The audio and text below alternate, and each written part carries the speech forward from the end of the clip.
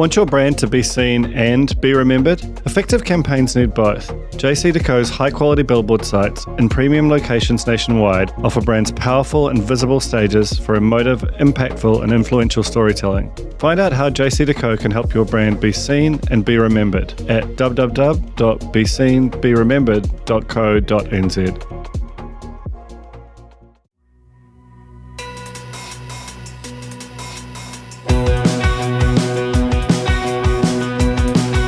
Nau mai hoki mai kia the fold, e mihi ne ko Duncan Greive tōku ingoa.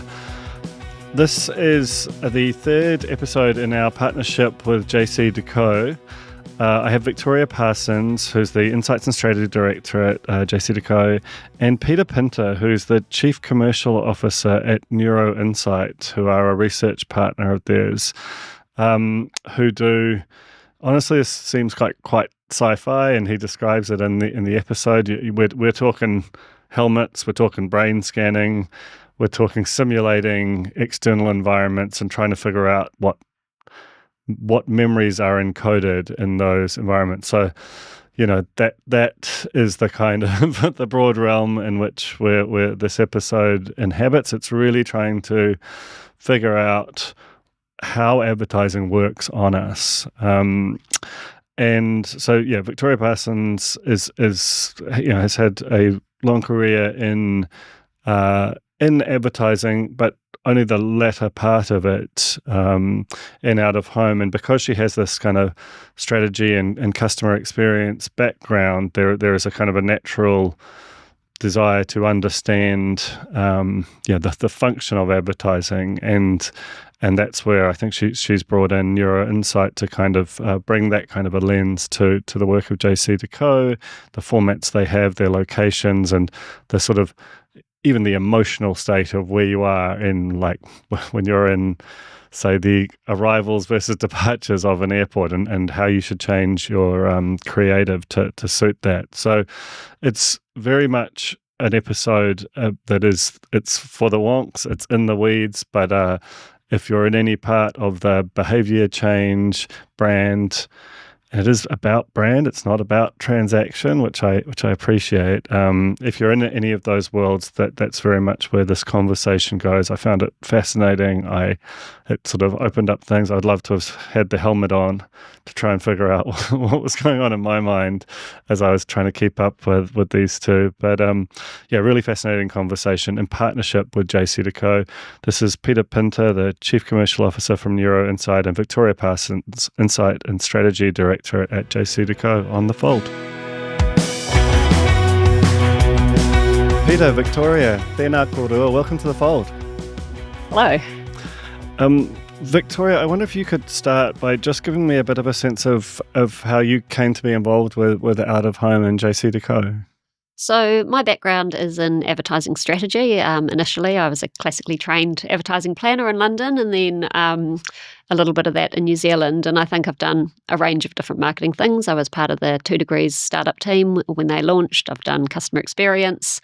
So I guess my background's quite varied, and when this role came up, it just seemed interesting. The reason I moved into Out of Home as a media channel was because it did have a future. I think at that point, that was 6 years ago, a lot of the other channels, TV or radio potentially, were looking under threat. Newspaper, definitely in its printed form. So, Out of Home felt like it had actually an opportunity and a really bright future and an exciting future. And it's obviously one that was, as it digitized, was getting a lot more optionality in terms of how you could deploy it, but also how you could kind of learn things from the medium and how it was being absorbed. Tell me about how you brought that kind of strategy lens into what might at one stage have been a kind of more basic medium, and ultimately how you led to the kind of work that you're doing with Neuro-Insight, for example. So I think if you look back at Out of Home, we talk about, in the past, you'd be printing a static billboard skin a month before the campaign launched. So you had no context and you had no content. You were just, it was messaging. So now that's completely different. With digitization, you have the opportunity to tap into an environment with, digital creative. You can be supplying creative, really almost in kind of near real time if you're organised in the back end. So I think that opportunity, creates something quite exciting. But what you need data for that. So that's where you need to bring in the other piece to understand people and audiences and actually opportunity to inspire them. Because at the end of the day, you only have 1 or 2 seconds to see an out-of-home format, to see a billboard. And so you need to make sure that your creative's fit for purpose. You need to understand people and messaging within that environment. So that's where, I guess, Neuro really started trying to understand the opportunity to provide messaging and to provide understanding and create emotion within a really short form format that you have at high frequencies. So a lot of the work that we've done with Neuro-Insight, we've been looking at impact, we've been looking at emotional response, and more recently we've been looking at the power of frequency and how that's important for campaigns. Right. So probably a good time to bring you in, Peter. Tell me a bit about yourself and your role at Neuro-Insight, and also what the company does. Sure. Yeah. Well, firstly, thanks for having me on board, mate. I guess when I reflect back, I've been doing this for almost 20 years now. I spent a career prior to that, like Victoria. Between media companies, sort of TV, press back in the good old days, and then into research with Nielsen and sort of organisations like that. Well, I guess I was a little bit too curious for my own good when I was at Channel 9. I wanted to sort of go and I guess investigate the story behind the story, and that was that I had a great belief, I think, as Victoria was saying, that there was a story beyond the obvious and beyond the ratings or beyond the data that we had at the time. So neuroscience was a way to sort of take us a little bit deeper, and I guess what that told me in short is that it confirmed everything I thought was going on, but took me a lot deeper into things that you could just have no idea in terms of asking person a question about a relationship between a medium and how their receptivity would change, type of thing. So yeah, 20 years ago, and I guess the rest is history. Fast forward, we've done all sorts of work in all sorts of mediums, and have helped advertisers with creative and organisations like JCDecaux understand that sort of deeper story behind the story as well. So I guess that's where we come into the picture. It's interesting, right? Because I think advertising remains this sort of confounding thing that the public have a particular perspective on it, the clients do as well, and there's often like some form of vanity type metric which can feel like it overwhelms the more sophisticated work that you're both trying to deal with. Can you sort of talk me through the sort of some kind of core insights, if you'll pardon the pun, that come out of Neuro-Insight in terms of what a gap between just being somewhere and versus actually turning that into a kind of a meaningful action? Yeah. Well, I think if we start at first principles, Duncan, if you were to ask someone, do you think that ad has affected you, or do you think that'll make you buy hamburgers more? Of course, the response will be no. I'm not affected or influenced by advertising, and that's the folly with asking someone a question. So first and foremost, we don't ask questions. We can do a survey at the end of a neuro study, which I think we may have done for JCDecaux many a time. But the point is, we just let the brain do all the talking, and that gives us a really deep, granular insight into those really precious moments in time that where the doorway to memory is open for a range of reasons, whether it's context, whether it's format, whether it's great creative, and your story walks in or your message walks in. And that's what we're there to capture, is that without asking a question. Because again, if you ask a question, we as humans, we're hopeless with how well we understand how we respond to our environment around us. So that's what we seek to get behind the story, I suppose. And happy to expand on that in any way you like. Yeah, I want to come back to that in a bit, but I wondered if we could bring you back in, Victoria, and just talk about the nature of your job, because I'm sure as the medium has evolved and as particularly kind of agencies and larger campaigns have become more interested, it will have changed too. How much of it is research-based versus telling the story internally versus bringing clients and or agencies along to sort of understand what the medium is for in a way that ultimately helps all parties? So I think my role is quite broad, as most jobs in New Zealand. We kind of do the job of 3 or 4 people in Australia. Whole departments, yeah. So yes, we're a very small team. We're under 30 in terms of what we do. But I think, my role is being responsible for the JCDecaux brand in New Zealand, and it's a B2B brand, us to media agencies, and so part of that is developing thought leadership, and so that's where the Neuro comes in. We want to be thought leaders in effectiveness and how our channel works, and actually sharing some interesting insights about that. So when we send salespeople into the room or we're having conversations, we want them to be marketing conversations with marketers, not, spots and dots on a media schedule. So I think things like Neuro allow us to talk about how it works, the actual neuroscience or the theory of advertising. And a lot of the time, particularly in a digital world where we've been, kind of given new messaging about micro moments and buying at the point of purchase, and,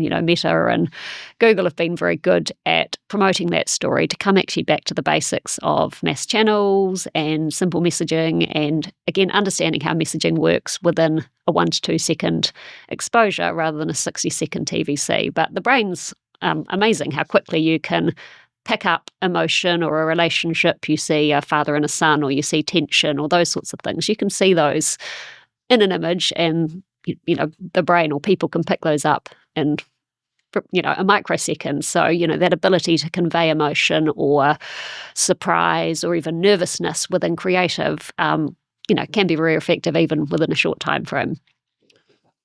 I mean, how this kind of research piece and the insight piece versus that kind of broad scheduling, which was the sort of old world, how much of that is demand versus supply driven? Like, are they asking you for it, or are you sort of saying, actually, we need to be armed with this to kind of convey a story that they might not have previously understood before? Thinking particularly both agency and clients, actually. I think it's both, really, but I think there is that move away from are we selling advertising or are we selling strategy? And if we're trying to get behavioural change or response, we need to understand what we're going to do and how we're going to do it. So that's where I think agencies and brands are wanting to understand that more. The other piece is the ROI of what they're doing. Brands are being given less money to do kind of bigger jobs, and so they want to know that when they are investing in our channel, that it will work or how it will work. And sometimes out of home isn't immediate. If you're building brand, you build brand over time, and you do that through consistency. So it's having those conversations at the beginning rather than expecting you to run a 4-week campaign and suddenly, major change happens. That's not how people change. So it's about kind of nudging people towards an outcome and planning for that and having those conversations. So I think it's kind of making sure that we're all on the same page about actually how it's going to work from a neuroscience point of view or a strategic point of view, and having those conversations. And, we'd like to have those conversations more with media agencies, creative agencies and clients, and bringing the channel into the conversation rather than it simply being a creative agency discussion that then just gets kind of fed back down.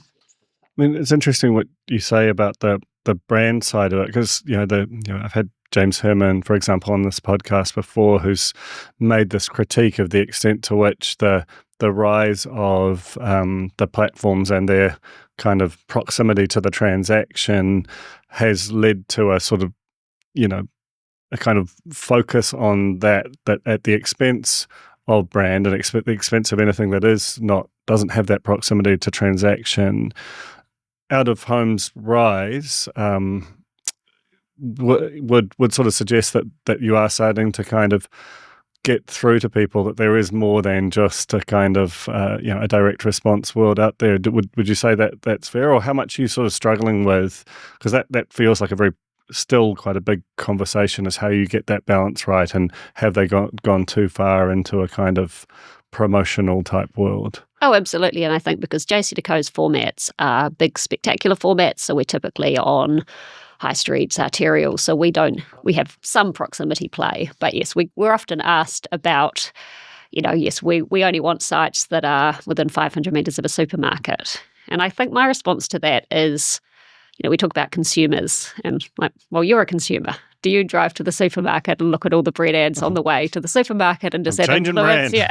It's not how it works. You go there with a brand in mind. Maybe you might change your mind. But yes, you have these it's all these impressions over your entire lifetime that have built up and created these beliefs in products and beliefs in brands.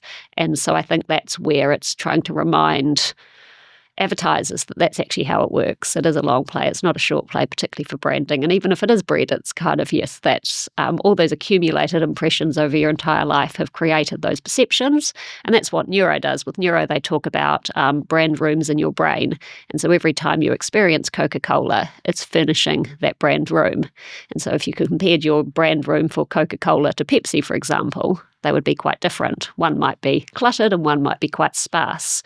And so that's, again, where consistency helps from an advertising point of view, because if you're trying to overwrite that brand room, you have to kind of lift up those memories, overwrite them, and plant them back in the right brand room. So it's that's how it's like people, isn't it? The more you experience people, you understand more of them and you get deeper understanding of them. So it's how the brain works is actually a really interesting thing to understand if you're trying to get people to change something that they're doing or something that they're buying. Absolutely.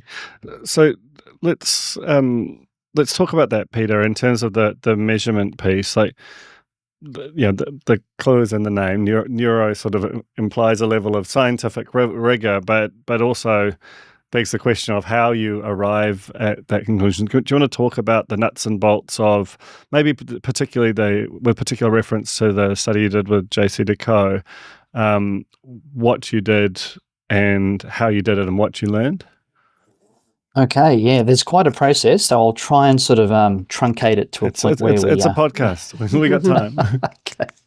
Well, look. First and foremost, kind of, I guess, building on what Victoria was saying about brand rooms and the importance of, either building a memory, strengthening a memory, I guess, reminding and sort of re-triggering. That really is implicit in all the briefs that we get in terms of how we approach a study. Essentially, how we do it is we recreate sort of like a real world experience. So like it's actually, the actual stimulus is shot in the first person. It's a typical journey, isn't it, Victoria, in terms of where you may want to go, whether it's the airport environment or whether it's a city environment where you're driving or walking up and down the street, for example. So that's the stimulus. And what we're simply doing is actually picking up on brain activity. When I say simply, there's been simple. 3 or 4 decades worth of R&D to sort of refine it to a point where it's commercially it reproduces what we're talking about here today.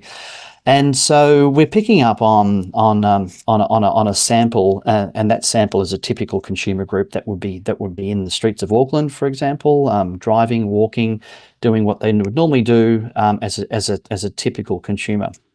So we're picking up on specific moments in time. So, and that's where we begin to understand that moments are just so important, and they come and go very, very quickly, even before we realise they've come and gone, or we've actually encoded a message about Toyota or cars or Hungry Jack's hamburgers and those type of things. So, yeah, we're picking up on moments. There are certain sites of the brain that have certain tasks, if you like, or certain jobs. I think we've all heard of the left brain and the right brain, which we can come back to and explore as well.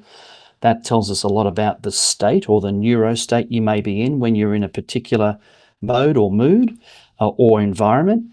And we're picking up on a lot of things like engagement, emotion, attention. You hear a lot about that these days. But the most important, I guess, the jewel in the crown is long-term memory encoding. And there are certain sites that are specifically responsible for the storage of memories as you're experiencing the world around you. So that storage of memories is crucially important because we've actually commercially validated and scientifically validated the link between memory encoding and future consumer behavior. So in short, if an ad doesn't get into long-term memory or there's a high in long-term memory encoding when you're exposed to an ad, then your ad simply can't start to do the job that it was designed to do, and that is work. And there's 2 general, I guess, big buckets of inputs that go into making an ad work, and that is the message and the medium. And it really is just a question of what we tend to focus on, or what the brief has asked us to do. Is it the message, or is it the medium, or sometimes it's both? So we've, and I think Victoria, over the years, we've looked at pretty much the full helicopter view of message, medium, frequency, context, neuro-state, environmental impact, that type of thing. Yeah.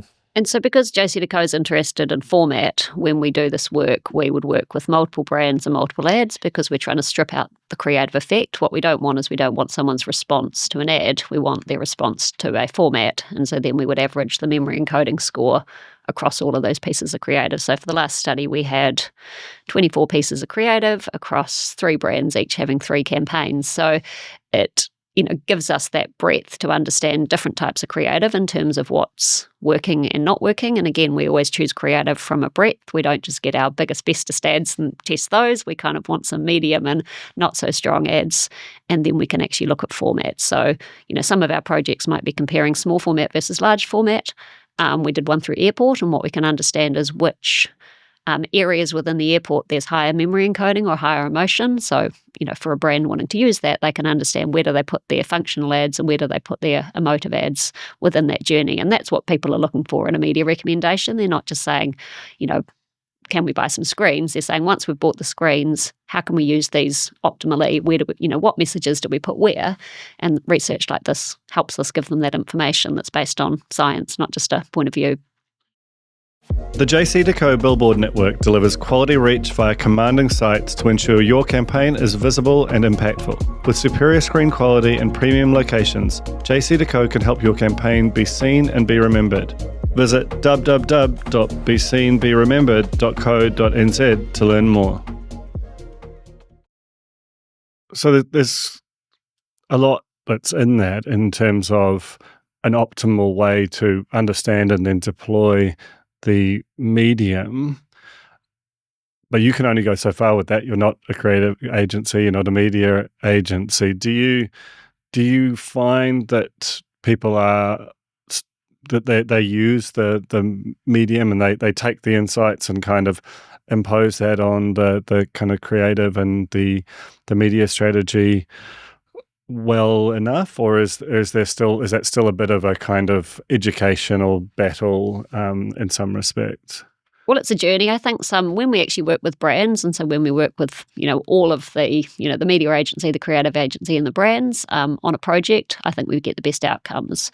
And when we work with Spark, for example, as a brand that at the airport they have a long-term laydown there, so for them that's something that they are interested in doing as well as they can. So I think in those scenarios, you can work with the creative agency, you can work with the client, and you can also work with the media agency, and that's when we get the best outcomes.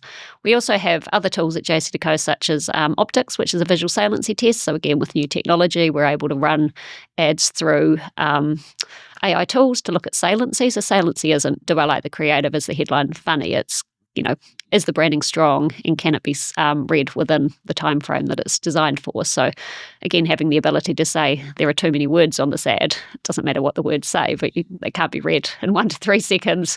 There's a subline, a headline, a logo, a picture, those sorts of things. Again, that gives us, it's not a point of view, it's saying this is what the tool is saying in terms of your saliency, and it could be improved.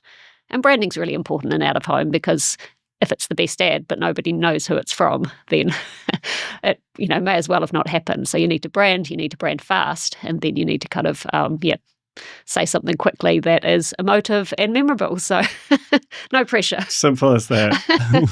Exactly. But Peter, you sorry to return to the how part, but you're talking about brand. Are we wearing a helmet here? Like, I don't want to get too far into it. Like, how are you getting inside my brain? Good question, Duncan. Look, it is essentially a headset. It's fairly easy to put on. It's a bit like a shower cap or a surf life saving type of thing. So, and what it's got in it is about 20 little felt sensors, about the size of a little coin, if you like, and they're sensitive enough to actually pick up on brain activity on the surface of the scalp. So, our technology, if you wanted to look it up, or if anyone listening wanted to look it up, it's called steady state topography, or SST. There's There's a Wikipedia page on it, which has been built over many, many years and has a lot of evidence and sort of peer-reviewed sort of material behind the tech and how it's measured and how it works, type of thing. But essentially, it's a cap. Respondents put that on, and they kind of settle into their journey.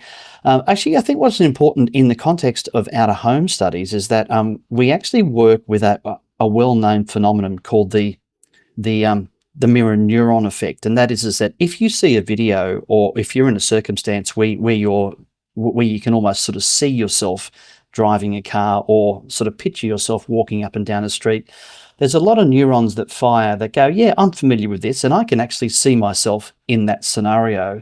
So that's where that sort of recreation of a real world journey is quite important as well. And of course, we're picking up on very specific seconds within that journey. As Victoria said, you might drive past a large format and only spend a second or two on it, but that's actually a second or two's an eternity when it comes to what sort of needs to get in and how it gets in. So yeah, that's how it all comes together. Simple as that, as we would say.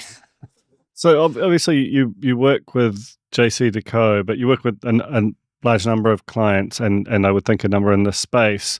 We've talked about out of home as a medium and its function. When you look at the sort of broader portfolio of mediums, what are sort of some kind of truisms that stand out about social versus display versus a 30-second TVC or things in that realm?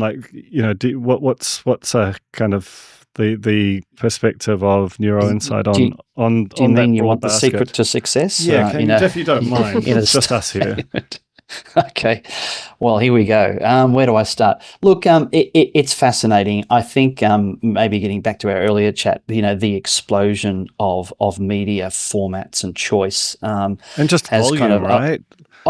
It's exactly, it's incredible, and that has driven the I guess an appetite to understand and unlock so much more. There's just so many more things, and just because you can measure certain things in that explosion of formats doesn't mean that you're measuring the right things necessarily. To your point earlier about lower funnel metrics that are easier and closer to the proximity of purchase, we tend to get sort of sucked into that vortex of sort of nearer is better type of thing. But if you stand back and look at the bigger picture, and maybe some of the more universal findings we've found, like certainly there's a lot going on in the subconscious that you don't appreciate sort of day to day.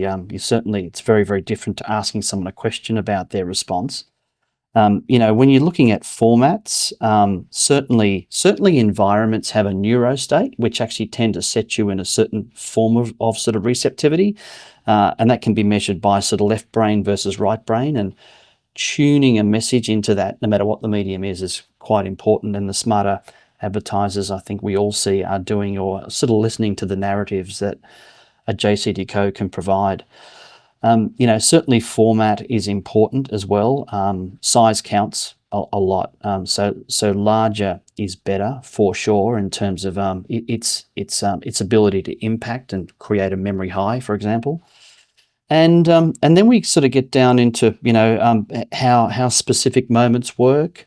There are some age-old rules in terms of creativity, in terms of consistency. Having those what we would now call as are those sort of distinctive brand assets that the smarter brands use and reuse and tweak and refine all the time. And I guess it comes down to that there's no one universal rule, because the explosion of formats and mediums are forcing, are creating a menu list which is ever growing. So it's really just untangling that and sort of knowing, I guess, really what has the opportunity. And a smart marketer will go, what is it that can reduce my odds or increase my odds, if you like, of success? And so really is about stacking the odds more in favor and understanding what won't work and what will work more and more as that explosion of choice gets greater and greater. And I guess as consumers find ever increasing ways to interact with advertising or indeed avoid it. So, how do we work in that environment is the trick. But essentially, no matter what happens today, tomorrow, or in the years to come, I think the point that's a universal truth is that something must walk through the doorway to memory if it's going to at least start doing the job it does in the great world of our communications that we all work in to a degree. So walk through the doorway to memory is a must. Otherwise, you don't have an ad. And I think it's remembering how advertising works as well. I think advertisers like to think that you see an advertising message, you see it and then you forget it. You don't think about it all day. It's not like you've seen something on the way to work and that's all you can think about, and you're driving straight to the retail outlet to kind of transact it's a on pretty that message. simple job were it to be that way. What happens is you are in store and you're standing there in front of the mayonnaise aisle, and that's when your brain goes, what do I know about mayonnaise? And that's where packaging, as Peter says, distinctive brand codes or something brings those memories back up. So yes, you have to kind of decode the memories and save them in your brain, but then you have to have a mechanism to bring them back up when there's a trigger, whether that's a buying moment or an emotional need. And I think that's a reminder that you kind of, it's about inserting them for the future. It's not about telling somebody now and they're going to immediately act on that information.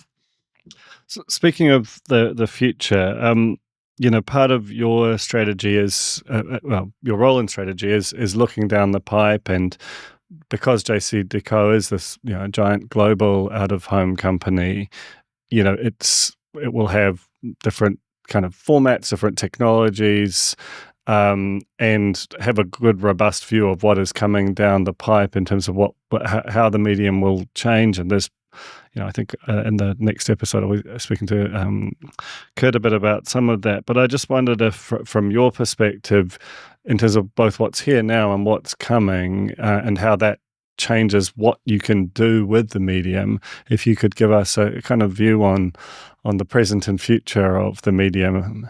Absolutely. So I think, the future will be based on evolving data, and whether that's evolving data that there's more privacy and there's less data, so different data, but the more data that we can have and the more data that we can combine, we can understand audiences. So we look at mobility, we understand kind of who comes past our sites, where they've been, what they buy, those sorts of things. So any increase in the ability to do that will give us more information, and that's all aggregated and anonymized. So there's no issue around that, but it's actually, again, giving advertisers more ability. They're still buying mass reach, but when they're guaranteed that their mass reach is, reaching this audience which has a higher propensity to buy, for example. So I think that's where we'll continue to develop in that area. That leads to programmatic, because programmatic's where you're buying on an online exchange based on audience. So there'll be more audience info and you'll be able to buy more effectively to reach specific audiences, which will then build to create these mass audiences. I think the other thing is obviously AI, which is affecting everything. And that might not be our channel so much. Yes, that will be with, in our agencies, the ability for us to plan more quickly and effectively and be, selling differently because we have tools that do jobs that humans do. But I also think from a creative point of view as well, with creative agencies and democratizing who can make great creative and photography, all those sorts of things. So speed to market will be quicker. Agencies potentially will have to change their costing model. A lot of the time, you might have a long campaign, but there's only one piece of creative, and that's because it's a cost, prohibitive cost in the agency. So if you could have 10 pieces of creative, that changes the response. So I think that definitely will change how creative comes to life on our format. And then, Kurt will come and talk to you about programmatic, which will be very much about the way it's bought and served. Fantastic. Well, thank you both so much for joining me today. And I feel like we've got a real kind of granular insight into the, going literally into our heads, and then to how that renders out in the world. Really appreciate your time. Thank you for having us. Thank you, Duncan.